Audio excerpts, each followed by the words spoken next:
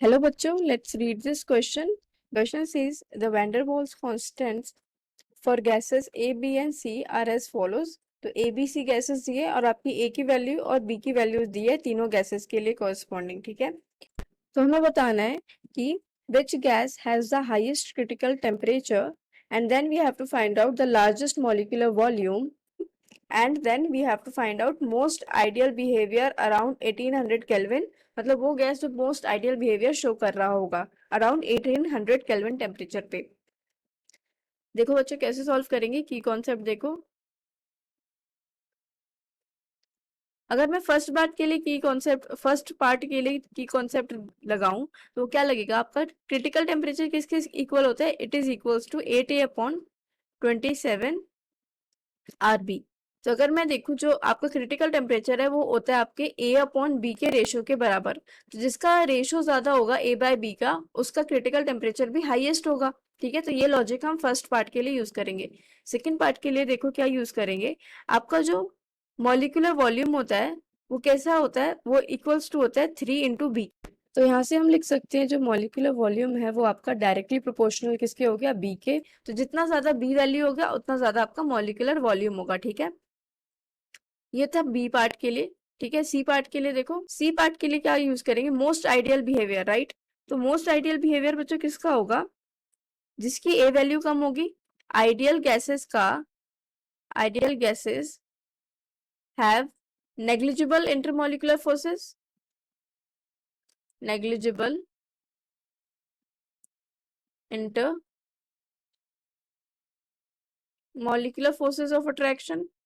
तो मतलब कि जिसका ए वैल्यू कम होगा वो सबसे ज्यादा क्या शो करेगा, आइडियल बिहेवियर शो करेगा, क्योंकि ए जो होता है वो किसको रिप्रेजेंट करता है, वो इंटरमॉलिक्यूलर फोर्सेस को रिप्रेजेंट करता है।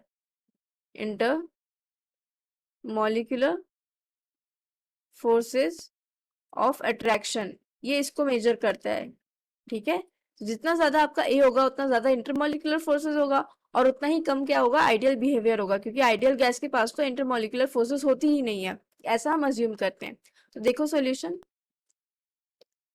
अगर मैं गैस ए के लिए बात करूं, फॉर गैस ए, उसके लिए मैं A/B का रेशियो निकालूं तो क्या आएगा आपका, ए जो है आपके गैस ए के लिए क्या दिया है 405.3 डिवाइडेड बाय बी की वैल्यू क्या दी है 0.027। तो ये आ जाएगा आपका 15011.11, ठीक है। अगर मैं गैस बी के लिए बात करूं तो उसका A/B का रेशियो क्या आ जाएगा, वो आएगा 1215.9 divided by 0.030, that will be equals to 40530। Gas C के लिए बात करूं फॉर, तो इसके लिए A/B का रेशियो जो आएगा वो आएगा 607.95 डिवाइडेड बाय 0.032। ये जो आपको क्वेश्चन में टेबल गिवन है वो उससे आप चेकआउट कर सकते हो जो वैल्यूज है, इट इज 18988.343, ये वैल्यूज आ गई। अब चेकआउट करो सबसे ज्यादा वैल्यू कौन सी है, ये सबसे ज्यादा वैल्यू, ठीक है। तो अगर मैं ए पार्ट का आंसर लिखूं, जिसका सबसे ज्यादा रेशो होगा A/B का उतना ज्यादा क्रिटिकल टेम्परेचर होगा, की कॉन्सेप्ट में मैं बता चुकी हूँ लॉजिक, ठीक है। ऊपर जाके देख सकते हो आप। तो ये हो जाएगा क्या, gas B has highest critical temperature because gas B has the highest ratio of A/B value। अगर मैं B का आंसर लिखूं, B का, तो जो मेरा क्रिटिकल वॉल्यूम मॉलिक्यूलर वॉल्यूम होता है वो डायरेक्टली प्रोपोर्शनल होता है बी के, बी वैल्यू के। तो जो बी वैल्यू है वो हाईएस्ट किसकी है, गैस सी के लिए। देखो यहाँ पे बी वैल्यू किसके लिए हाईएस्ट है, गैस, ये तो ए वैल्यू है, बी वैल्यू देखनी है ना हमें।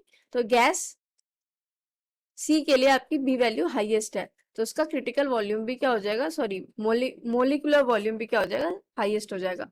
सो गैस सी आ जाएगा आपका इसका आंसर, ठीक है। अब सी पार्ट देखो,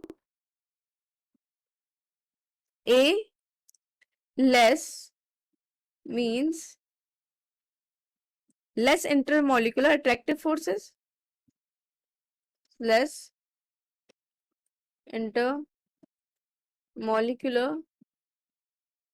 attractive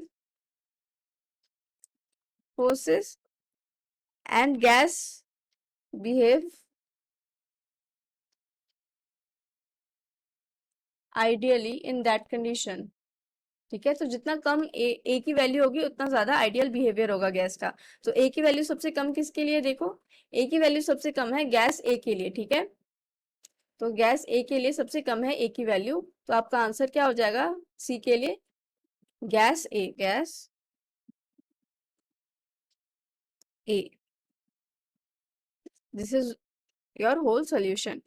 Hope you understood it well. Best of luck.